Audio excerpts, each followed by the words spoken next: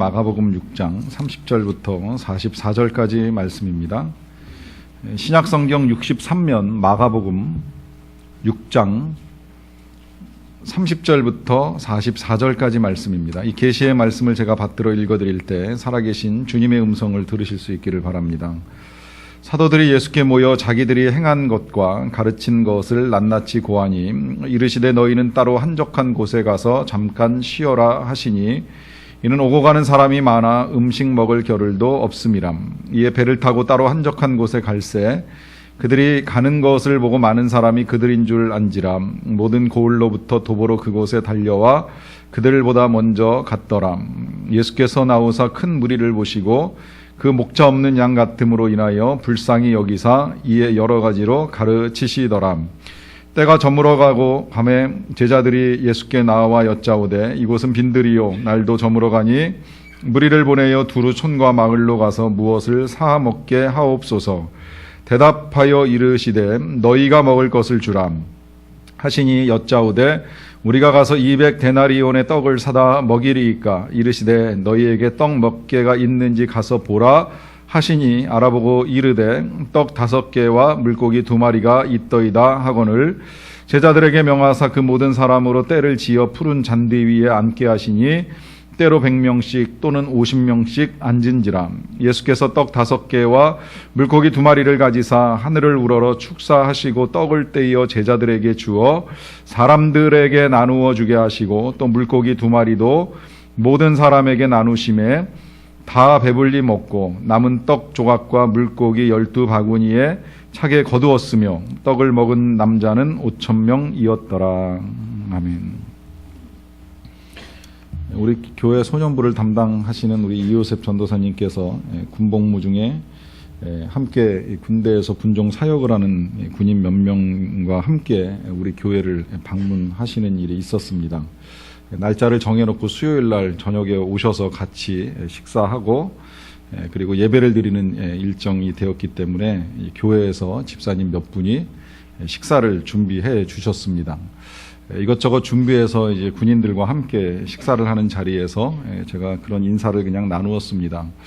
밖에서 좋은 거 사드려야 되는데 우리 집사님들이 해주시겠다고 해서 그냥 교회에서 준비한 음식으로 조촐하게 나눕니다. 그랬더니 한 분 사병이 그런 말씀 하시더라고요. 이거 좋아요. 집밥이잖아요. 그러더라고요. 그때 그 사병이 말씀한 이 집밥이라고 하는 표현은 전 긍정적 의미로 해석이 되었습니다. 뭔가 맛있고 군대에서 먹어볼 수 없는 이 맛있고 건강한 식사의 상징 아닌가 이렇게 전해 들었습니다. 저는 그런 의미의 집밥을 되게 좋아하고 또 동의하는 편인데 모든 사람들이 다 집밥을 좋아하는 건 아니더라고요. 언젠가 어느 가족이 아이를 데리고 우리 저녁 먹으러 가자 그랬더니 금방 아이의 반응은 집밥 말고 이러면서 밖에서 이제 식사를 했으면 좋겠다는 반응을 보이는 것을 보면서 모든 사람이 다 집밥에 만족하는 것은 아니구나라고 하는 것을 보게 되었습니다. 얼마 전에 교역자들하고 얘기를 나누는 중에 신학교에서 경험한 이야기를 듣게 되었는데 신학교 식당은 이제 밥을 먹고 나가다 보면 그 배식 끝나고 이제 이 퇴식구에 노트가 하나 놓여 있다는 거예요. 그 노트는 이제 그날의 식사 소감을 쓰는 겁니다. 대개는 신학생들이기 때문에 뭐 감사합니다, 잘 먹었습니다, 수고하셨습니다. 이제 이런 식의 글들을 조금씩 남겨놓고 이제 가는 일들이 있는데 가끔 한 번씩 이제 그날 이 학교 배식이 시원찮았는지 모르겠지만 정말 맛없어요. 이런 글을 쓰는 친구들은 또 아주 큰 글씨로 아니면 뭐 진짜 한 페이지에 한 글자씩 쓸 정도로 강력하게 이제 자신이 못마땅하다라고 하는 걸 표시하는 일들이 있다라고 하는 겁니다. 이야기를 들으면서 과거에 그런 생각이 나기는 했어요. 제가 그 신학교를 다닐 때도 식사를 하고 나면 구슬의 색깔에 따라 가지고서 오늘 식사가 참 좋았어요, 보통이에요, 형편없었어요 이렇게 구슬을 넣는 일이 있는데 이렇게 구슬을 넣다 보면 진짜 그날 식사가 마음에 안 들었던 친구들은 이 구슬을 맛있을 때는 하나를 넣는데 이상하게 맛없으면 한 줌씩 이렇게 모아가지고 이렇게 쏟아서 넣는 경우들을 이제 보는 일들이 종종 있었습니다. 그런 이야기를 들을 때에 이제 생각을 해보는 겁니다. 밥이 왜 맛이 없을까?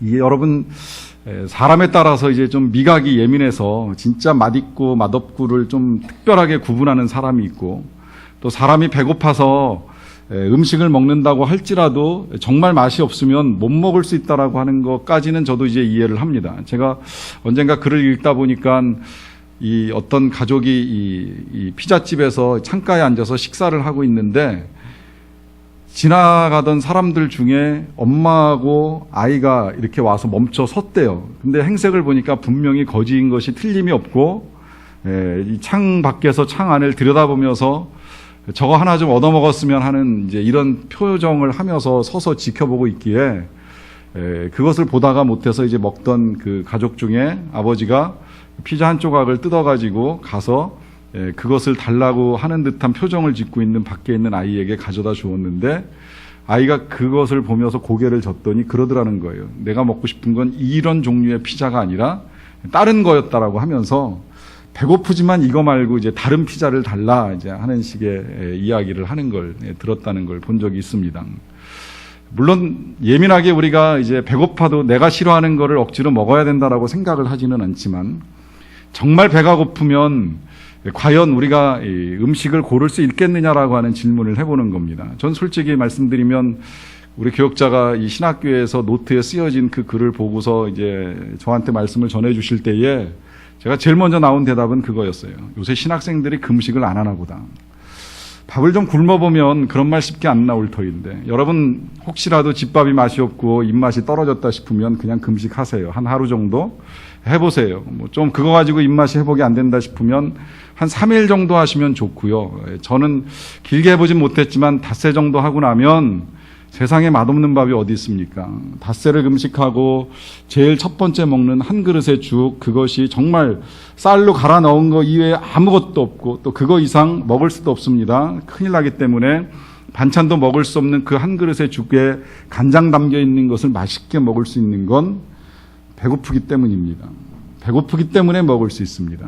이 배고프다라고 하는 사실이 주는 은혜는 우리에게 주어지는 이 한 끼의 식사가 죽이 되었던 밥이 되었던 그 무엇이 되었던 하나님께로부터 온다라고 하는 사실을 깨달으면서 감사할 수 있다라고 하는 것입니다. 그래서 탈무드에는 이런 이야기가 있습니다. 감사하지 않고 음식을 먹는 자는 하나님의 것을 도적질하는 자다. 우리가 한 끼의 식사를 감사해야 된다는 것입니다. 감사해야 되는 이유는 그 식사가 나에게 온 것도 귀한 일이고요. 더 나아가서 나에게 왔을지라도 또 내가 먹을 수 있는 형편이 아니 될 수도 있다라고 하는 거예요. 음식은 있지만 두고도 못 먹는 일들이 있습니다. 병나서 아픈 사람 못 먹습니다. 제 가까운 가족 중에도 가끔 한 번씩 식도가 막히는 질병 때문에 음식을 삼키지 못해서 그냥 굶어야만 하는 일이 있습니다. 먹고 싶어도 넘기고 싶어도 먹을 수가 없어서 멈추는 일이 일어납니다. 거기에 더하여서 소화할 수 없고 배설하기가 힘든 일들로 인하여 먹지 못하는 사람들을 생각해 보면 우리가 한 끼의 식사를 먹고 소화시키고 살아갈 수 있는 이 일이 얼마나 감사한지 모르죠. 더 나아가서 우리 주변에는 그런 사람들이 계시는지 모르겠지만 우리가 살아가는 이 세상에는 적어도 25%의 사람이 오늘 정말 한 끼를 어떻게 먹을 수 있을까? 세 끼는 고사하고 단 한 끼를 과연 내가 먹을 수 있을까 없을까의 문제를 가지고 고민하는 사람들이라고 하는 것입니다. 이런 세상에서 오늘 우리가 교동문에서 본 말씀, 너희가 무엇을 먹을까 무엇을 입을까 염려하지 말라고 하시는 이 말씀이 혹 그렇게 이제 들려올지 모르겠어요. 무엇을 먹을지의 문제가 선택의 문제처럼 들리는지 모르겠습니다. 사실 선택의 문제는 좀 어렵습니다. 우리 교역자들 사이에서 이제 함께 밥을 먹는 일이 많다 보니까 이제 과거에는 어느 식당으로 갈까라고 하는 이제 고민을 하는 일이 많이 있었고요. 근간엔 교회에서 이제 시켜서 식사를 하는 일이 많은데 무엇을 어디서 시켜 먹을까라고 하는 걸 가지고 늘 논의하는데 서로 결정을 미룹니다. 그래서 우리 서로가 결정 장애인들이라고까지 이야기할 정도로 이제 서로 오늘의 메뉴를 고르라고 이렇게 권고를 하지 잘 선택하기가 어려워요. 여러분 무엇을 먹을까, 무엇을 입을까, 무엇을 마실까 염려하지 말라고 말씀하시는 이 말씀의 의미는 선택의 고민을 하지 말라고 말씀하시는 것이 아니라 그때 당시에 살아가던 사람들의 실제적인 생존의 문제를 가지고 지금 말씀하고 계시는 겁니다. 오늘 하루를 살기 위하여서 일용할 양식이 떨어졌는데 이 양식을 채우기 위하여서 어떻게 먹어야 될지, 무엇을 어떻게 구하여야 될지를 고민하는 사람들을 위하여서 우리 예수님께서 들려주시는 말씀입니다. 그 말씀은 하나님께서 먹이실 터이니, 하나님께서 입히실 터이니 아무것도 염려하지 말고 살아가라고 하는 당부를 하시는 것입니다. 그런 말씀을 전해주시는 가운데에 우리 예수님께서 이제 제자들과 함께 이제 이동을 하시게 되는 상황이 되었어요. 예수님의 제자들이 예수님과 함께 이동한다는 상황을 알게 된 많은 사람들이 예수님을 따라서 이제 모여들게 됩니다. 이들을 바라보시는 예수님의 마음이 오늘 성경에 기록이 되어 있는데요. 제가 34절의 말씀을 다시 읽어드리겠습니다. 예수께서 나오사 큰 무리를 보시고 그 목자 없는 양 같음으로 인하여 불쌍히 여기사 이에 여러 가지로 가르치시더라. 이 말씀 속에서도 우리가 지난주에 보았던 표현 한 가지가 다시 나옵니다. 불쌍히 여기신다 하는 말씀입니다. 해석해드린 대로 우리 예수님이 정말 마음 깊은 곳에서부터 끓어오르는 뜨거운 사랑을 가지고 아주 긍휼하게, 측은하게 여기는 이제 그런 마음의 상태입니다. 지금 예수님이 이 사람들을 이제 그렇게 보시는 이유가 있습니다. 그것은 그 성경의 표현대로 하면 목자 없는 양 같기 때문입니다. 양에게 있어서 목자가 없다면 어떻게 되는가는 이미 말씀드린 대로 생존의 고통을 겪습니다. 길을 잃어버리고 먹을 것을 찾지 못하고 물을 찾지 못하고 어느 것 하나 쉽지 않은 이제 삶이 전개가 되는 것이지요. 우리가 목자 예수님이 아니 계실 때에 또 하나님을 따라가지 아니할 때에 같은 일을 겪게 될 것이라고 하는 말씀을 나누었습니다. 실제로 이스라엘 백성들이 그 같은 일을 이제 겪었어요. 이스라엘 백성들은 원래 하나님의 인도하심을 받아가지고 애굽을 떠났습니다. 그리고 그 하나님의 인도하심 가운데에 가나안 땅에 정착해서 살아갑니다. 살아가는 동안에 사실 대단한 민족이 아니었어요. 소수민족입니다. 연약한 민족이에요. 근데 이 민족을 아무도 못 건드립니다. 아무도 함부로 공격하지 못합니다. 북방에 있었던 여러 나라들이나 남방의 애굽을 비롯해서 여러 나라들이 의아하게 생각했던 게 그것입니다. 저 나라 생각해보면 별거 아닌데, 조그만 나라인데, 지금도 그렇습니다. 지금도 우리나라 강원도 땅밖에 되지 않는 영토를 가지고 살아가는 민족인데 아무도 쉽게 생각하지 못해요. 이유가 그때 당시에 이제 성경에서는 분명히 밝혀져 있기를 하나님이 지키시기 때문입니다. 목자 되신 하나님이 그 땅에서 일용할 양식도 주시고 그 땅을 안위하심으로 말미암아 아무도 쉽게 건드리지 못했습니다. 그런데 그렇다라고 하면 이 이스라엘 백성들이 하나님만을 믿고 하나님을 따라가야 되는데 다른 목자를 따라갑니다. 다른 목자를 따라간다는 건 다른 우상을 섬기는 것이고 또 이방인의 도움을 요청하는 것이고 외세에 의존해가지고 살아가려고 하는 일들이 일어납니다. 결국 그러다가 이제 목자를 버림으로 인하여서 아수르의 침략을 받고 바벨론의 포로로 끌려가고 그 이후에도 메데바사나 아니면 헬라, 로마 같은 나라들에 의해서 계속 점령을 당합니다. 수백 년 동안 포로 생활 가운데 살아왔습니다. 근데 이런 상황 속에서도 사람이 하나님의 말씀을 들으면 강건해집니다. 마치 포로기를 지날 때에 포로 생활 중에도 총리를 지냈던 다니엘처럼 하나님의 말씀만 붙들고 살아가면 다 망하는 거 절대 아닙니다. 그런데 그것마저도 거절해요. 하나님은 이들을 일깨우기 위해서 선지자를 보내주시고 말씀을 계속 전해주길 원하시는데 선지자를 잡아서 옥에다 넣고 선지자를 잡아 죽이고 선지자를 거절하면서 하나님의 말씀을 들으려고 하지 않습니다. 그러다 보니까 더 힘든 건 영적인 어둠에 빠져버리는 겁니다. 하나님의 말씀이 끊어집니다. 말라기 선지자 이후로 한 400여 년 동안 예수님이 오시기 전까지 이스라엘 백성들이 말씀을 들을 수가 없었어요. 듣지 못하다 보니까 자기들끼리 율법을 연구해가지고 율법주의에 빠지기도 하고 또 탈무드 같은 것들을 만들어가지고서 나름대로 어떻게든 살아보려고 애를 쓰지만 모든 사람들이 다 하나님을 경험하지 못하기 때문에 깊은 영적 어두움에 빠지는 겁니다. 그 어두움이 깊고 깊었을 때에 때가 참에 하나님께서 예수 그리스도를 보내어 주셔가지고 빛을 비춰주시는 거예요. 생명의 빛을 비춰주십니다. 갈 길을 보여주십니다. 그러다 보니까 이제 사람들이 그 빛을 알아보고 따라오는 사람이 점점 많아지기 시작을 한 거예요.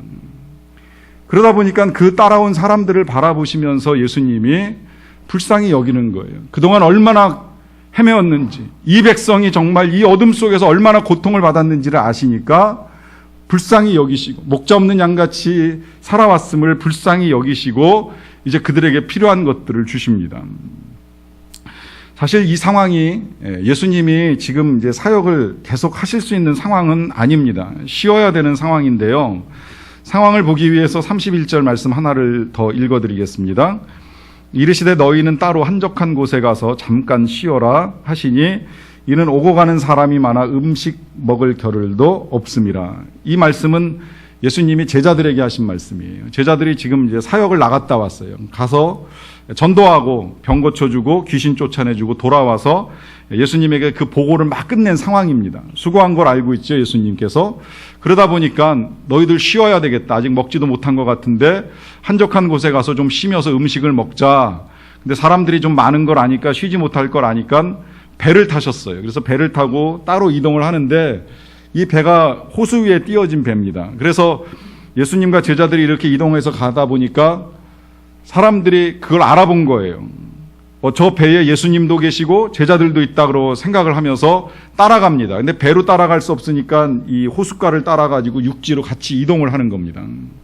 근데 이 이동하는 사람이 갈수록 많아지면서 무수하게 많은 사람들이 이 배를 마주하기 위하여서 몰려오고 있는 거예요. 이제 그러다 보니까 예수님께서 타신 배가 이제 이 한 곳에 정착을 해가지고 예수님이 내려서 보시는 겁니다. 보실 때에 너무 불쌍하니까, 너무 안타까우니까 쉴 수가 없어져서 가지고 예수님이 그들을 도와주시는 일을 하십니다. 그런데 제일 먼저 하시는 일이 뭔지 아세요? 지금 시간이 늦었습니다.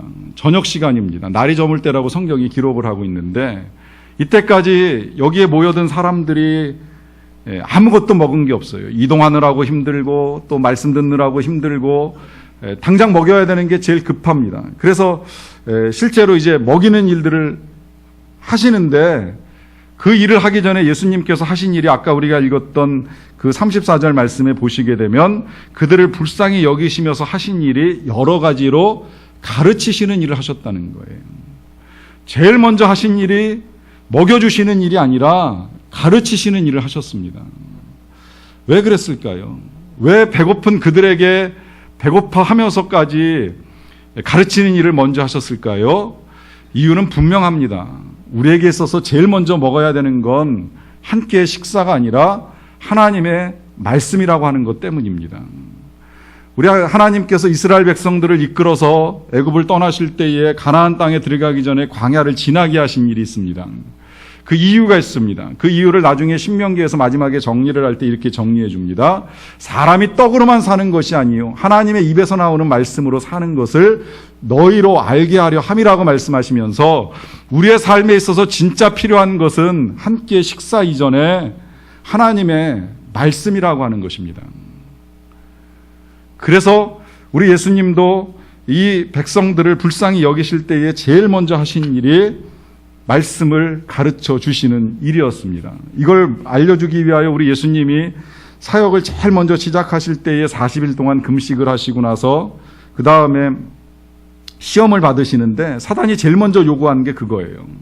돌로 떡덩이가 되게 하라. 네가 진짜 하나님의 아들이라면 이 돌을 떡을 만들어 봐라 그래요. 그때 우리 예수님께서 대답하시기를 사람이 떡으로만 사는 것이 아니라는 구약의 말씀을 그대로 인용하시면서 사람은 하나님의 입에서 나오는 말씀으로 살아야 된다라고 하는 걸 분명하게 일깨워 주십니다.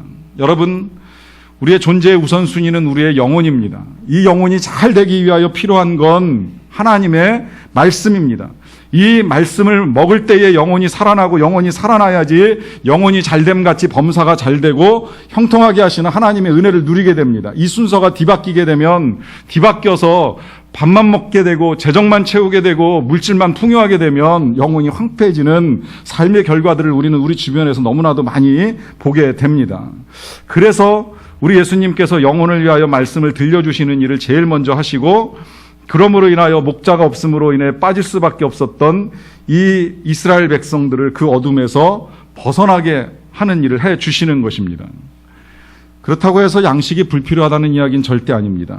그렇지 않기 때문에 분명히 예수님께서 이제 그들을 먹이시기 위하여서 예수님이 하시는 일을 보게 되는데 사실 먼저 제자들은 이 사람들을 그냥 다 보냈으면 좋겠다고 생각을 했어요. 그런데 예수님은 그렇게 말씀하지 아니하시고 너희가 먹을 것을 주라고 명령을 합니다. 이제 그러자 계산 빠른 제자가 그만한 돈이 없다고 이 사람들 다 먹이려면 한 200데나리온의 돈이 필요하다 그래요. 오늘날로 환산하면 한 2천만 원 정도 되는 돈입니다. 계산이 거의 정확한 것 같아요. 제 생각에는 뭐 그냥 1,000원짜리 빵 하나만 먹는다고 하더라도 여기 지금 모인 사람이 장정만 5천 명이면 한 2만 명 정도 되는데 한 2천만 원 정도 필요한 돈이 맞는 것 같아요. 근데 제자들은 돈이 없죠. 그러니까 돈 없다고 이야기합니다. 그때 예수님께서 그럼 뭐 있냐? 있는 거 가져와 봐라. 그러니까 그때 가져온 것이 떡 5개와 물고기 2마리입니다. 이걸 가지고 우리 예수님이 감사 기도를 드리시는 거예요. 이 떡 5개, 물고기 2마리는 진짜 보잘것없는 식사입니다. 그런데 이걸 가지고 감사 기도를 드리고 나니까 그 다음에 이제 제자들에게 나누어 주게 하시는데 이 많은 사람들이 다 배불리 먹고 나서 남은 것을 거두는데 12강주리를 거둘 수 있을 만큼의 어마어마한 양을 만들어서 먹고 나누게 되었습니다. 생각해보면 참 신기한 이적이고 또 예수님의 부활만큼이나 믿기 힘든 기적이라고 여겨집니다. 어떻게 그 작은 양의 음식을 가지고 그 많은 사람들이 다 먹을 수 있겠느냐, 이런 의문이 끝없이 제기될 수 있습니다. 이제 그러다 보니까 후대의 성경을 보는 사람들이 설득력 있게 이거를 전하기 위하여서 여러 가지 해석들을 내놓아요. 그 내놓은 해석 가운데 이런 해석도 있기는 있어요.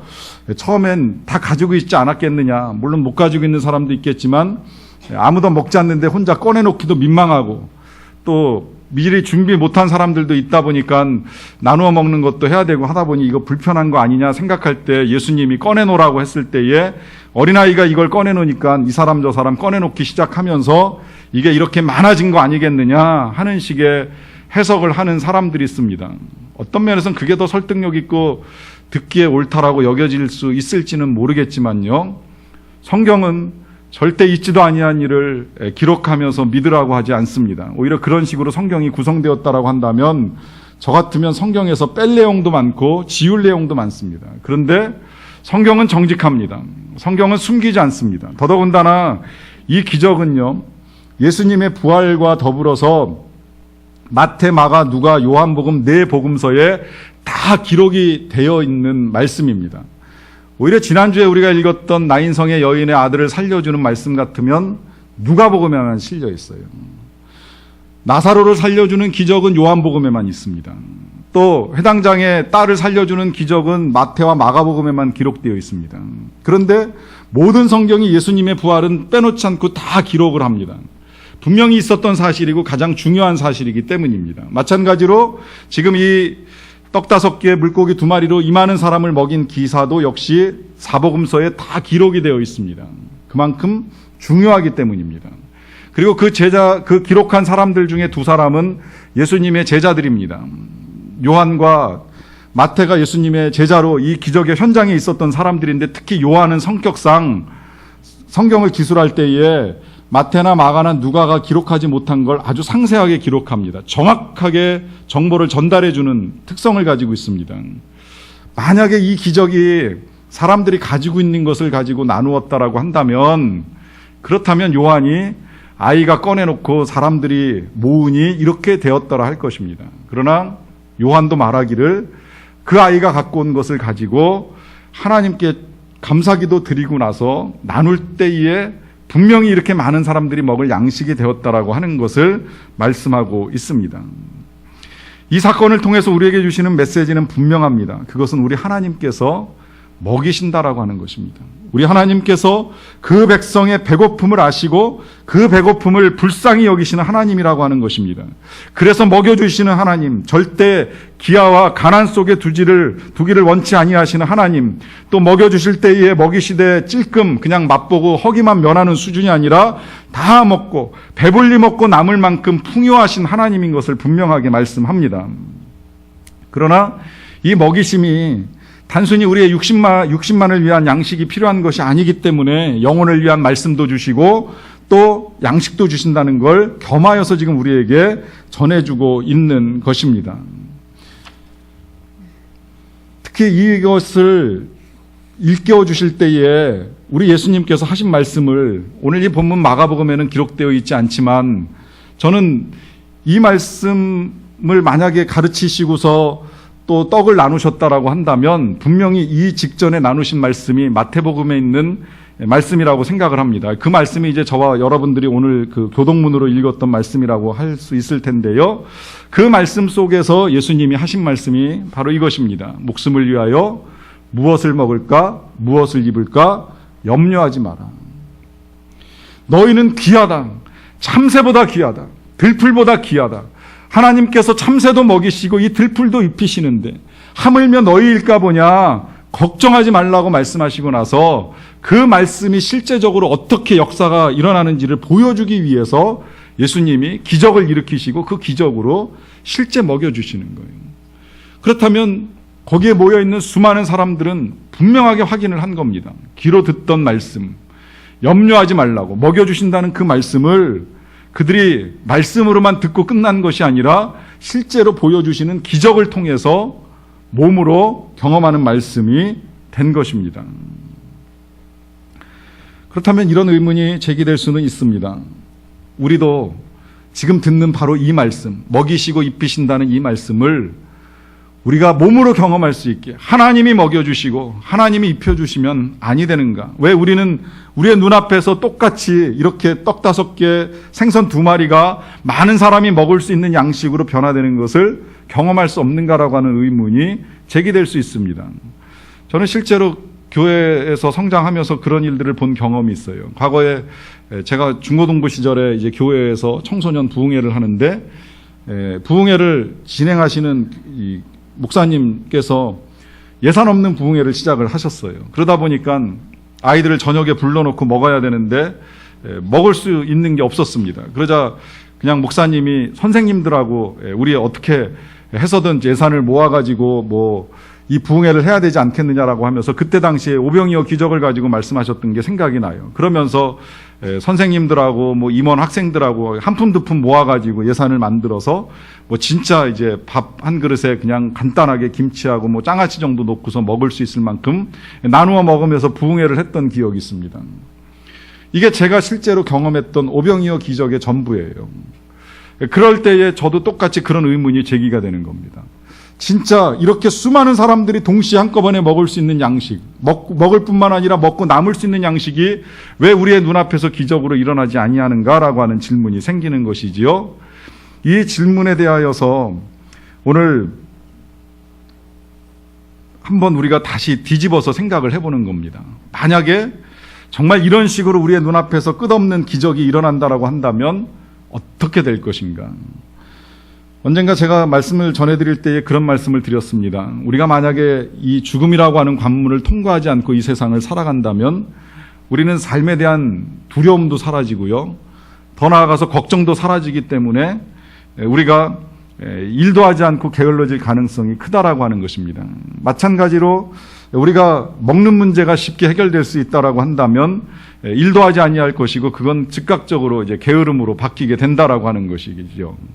물론 우리의 삶에 따라서는 먹기 위해서만 일하고 먹기 위해서만 돈을 버는 사람은 이제 많지 않으리라고 생각을 합니다마는 분명한 건 우리의 삶에 찾아 들어온 풍요와 여유는 우리를 악한 방향으로 끌고 갈 수 있는 가능성이 점점 크다라고 하는 것입니다. 자, 그렇다고 한다면 그렇다고 할지라도 간절히 필요로 하는 곳에는 주님이 주셔야 되지 않는가라고 하는 의문이 남아 있을 수 있는데 그것을 아시기 때문에 우리 예수님이 하신 말씀 가운데 우리 제자들에게 하신 말씀이 있습니다. 이 많은 사람이 배고픈 상태에 놓여 있을 때에 우리 주님이 하신 말씀이 있죠. 너희가 먹을 것을 주어라고 분명하게 말씀을 하셨습니다. 이 말씀, 너희가 먹을 것을 주어라. 우리 주님이 원하시는 건 우리가 그저 그냥 기적을 경험하고 받는 데에 머무르지 않기를 원하신다라고 하는 것입니다. 나누기를 원하십니다. 먹여주기를 원하십니다.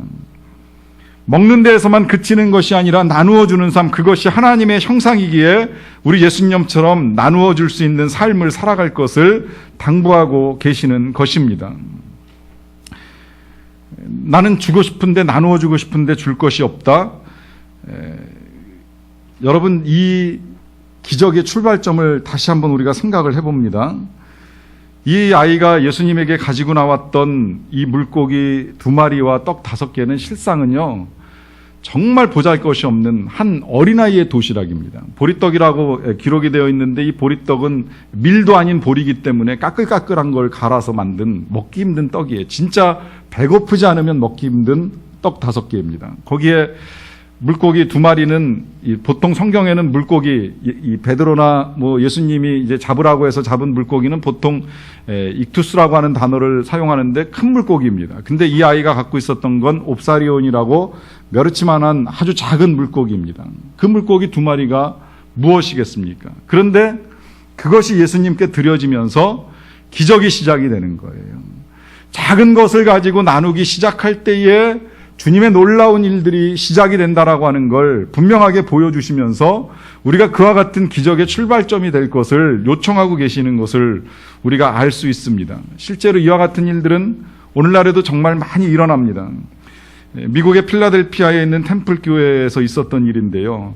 교회당이 만들어지고 사람들이 모여드는데 너무나도 교회당이 작다 보니까 어린아이들이 예배를 같이 드릴 수 없는 상황에 놓여 있는 일이 있었어요. 그래서 한 소녀아이가 예배를 드리러 갔다가 아이들은 예배를 드리지 말라고 하는 제지에 의해 가지고서 그냥 돌아오는 일이 있었습니다. 이 아이가 나중에 일찍 세상을 떠나는 일이 있게 되었는데 세상을 떠날 때에 그 아이의 침대 머리맡에 베개 밑에 57센트의 동전과 한 통의 편지가 발견이 됩니다. 그것은 이 아이가 그 교회를 담임하고 있는 코넬 목사님에게 쓴 편지였는데요. 편지의 내용이 이렇습니다. 목사님, 저는 교회에 가고 싶으나 예배당이 비좁아서 빈 자리를 기다리는 아이입니다. 제가 아껴서 모은 것이니 이것으로 예배당을 지어 모든 어린애와 함께 예배를 드릴 수 있게 해 주세요.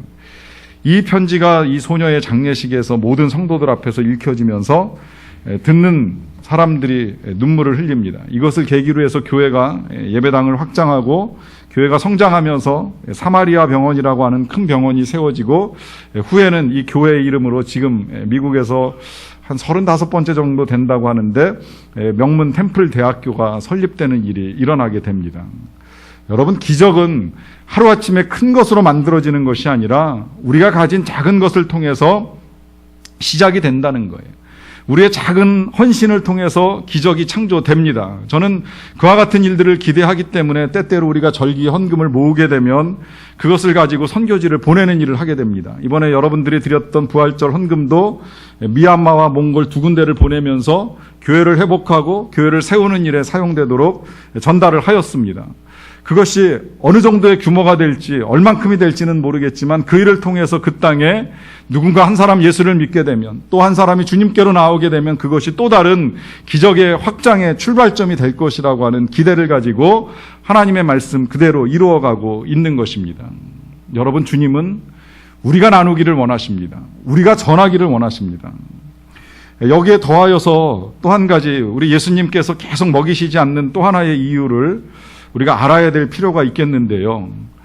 여러분, 정말 우리가 끼마다 필요해서 주님이 주시고 우리가 먹는다라고 하는 이 사실이 그저 우리의 노력이나 노동 없이 그냥 진행된다라고 한다 할지라도 우리는 한 끼 먹으면 시간 지나면 또 먹을 수밖에 없습니다. 배고픔은 계속 우리에게 찾아 들어옵니다. 우리의 육신의 배고픔을 영원히 해결할 수 있는 방법은 없습니다. 우리에게 있어서 진정으로 필요한 건 평생토록 배고프지 아니하는 양식을 먹는 일입니다. 그 영혼의 배고픔, 이 영혼의 배고픔의 문제는 우리가 아무리 많은 양식을 모으고 많은 것을 먹고 많은 것을 쌓아놓는다라고 해서 채워지는 것은 절대 아닙니다. 여기 계신 대부분의 분들은 그 미국의 유명했던 가수 마이클 잭슨을 기억하시리라고 생각을 합니다. 2009년에 세상을 떠났습니다. 세상에 살 때도 그렇고 떠난 이후에 그의 삶의 여러 가지 것들이 노출이 되었는데 그는 수십 년 동안 가수로 많은 영화와 부귀를 누렸던 사람입니다. 인기도 대단했었고요. 그는 그 모든 것들을 지키고 누려야 된다라고 하는 생각 때문에 자기 자신을 오래 살도록 만들기 위해서 굉장한 노력을 기울였습니다.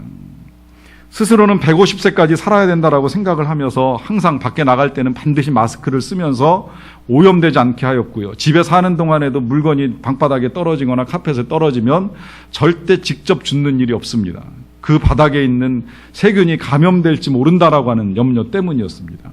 그리고 하루에 몇 시간씩 산소만 특별히 모아놓은 튜브 속에 들어가서 산소를 호흡하면서 자기의 몸을 건강하게 지켜야 된다라고 생각했던 사람입니다. 이런 사람이 2009년 세상을 떠날 때 만 50세를 간 넘은 때였습니다. 그가 하나님을 믿지 아니하였다라고 한다면, 예수 그리스도로 말미암아 허락되는 생명 양식이 아니었다라고 하면 그는 그것으로 모든 인생이 끝나버리고 만 것입니다. 여러분, 우리의 인생 일용할 양식 하나님께서 먹여주신다라고 한들 우린 다 결국 영원한 생명의 양식을 가지지 아니하는 한 그렇게 살다가 그렇게 떠날 수밖에 없는 사람이라고 하는 것입니다. 그런데 오늘 주님은 우리에게 이렇게 말씀하신 일이 있습니다. 내 살을 먹고 내 피를 마시는 자는 영원히 죽지 아니하리라. 얼핏 듣기에 좀 어려울 수도 있겠습니다만은 이 말씀을 그대로 그냥 예수님이 말씀하신 걸로 바꾼다면, 나를 믿는 자는 영원히 죽지 아니하리라고 하시면서 그 뒤에 내 살을 먹고 내 피를 마시는 자는 영원히 죽지 아니하리라고 말씀하셨습니다. 결국 예수님을 믿으면 영원히 죽지 아니하는 것입니다. 왜냐하면 우리 예수님이 영원한 생명 양식이기 때문입니다. 이 예수님께서 영원한 생명 양식이 되신다라고 하는 걸 분명하게 알려주기 위하여서 1차적으로는 한 끼의 양식을 가지고 5천 명의 사람들을, 수만 명의 사람들을 먹이시는 일을 통해서 보여주신 것입니다. 나 한 사람 예수 그리스도가 이 많은 사람들을 먹여 살릴 수 있는 것처럼 나를 믿는 자는 영원히 죽지 아니하리라고 말씀하시는 겁니다. 그래서 그 예수님께서 십자가에 달려 돌아가시기 전에 제자들과 마지막으로 성만찬을 나누면서 하시는 말씀이 있잖아요. 내 살을, 이것은 내 몸이니 내 살을 먹으라고, 이것은 나의 피니 이것을 마시라고.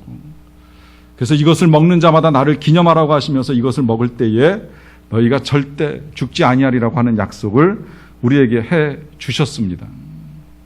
여러분, 우리가 혹 성찬에 참여하는 일이 있다라고 하면, 그리고 예수님께서 그와 같은 일들을 통하여 우리에게 생명 양식을 주신 분이라고 하는 사실을 우리가 믿음으로 믿는다면, 그와 같은 일들을 믿고 받아들일 때마다, 또 먹을 때마다, 그때마다 주님께서 우리에게 들려주시는 이와 같은 음성을 들으실 수 있어야만 합니다. 그것은 마치 이런 마음이라고 좀 보시면 어떨까 싶어요. 자녀가 배고플 때 우리는 자녀를 살리기 위해서 만약에 가진 것이 없다라고 하면 정말 내 가진 것, 내 몸이라도 주고 싶은 그런 마음인데, 우리 예수님이 그 마음으로 우리들에게 주시면서 하시는 말씀입니다.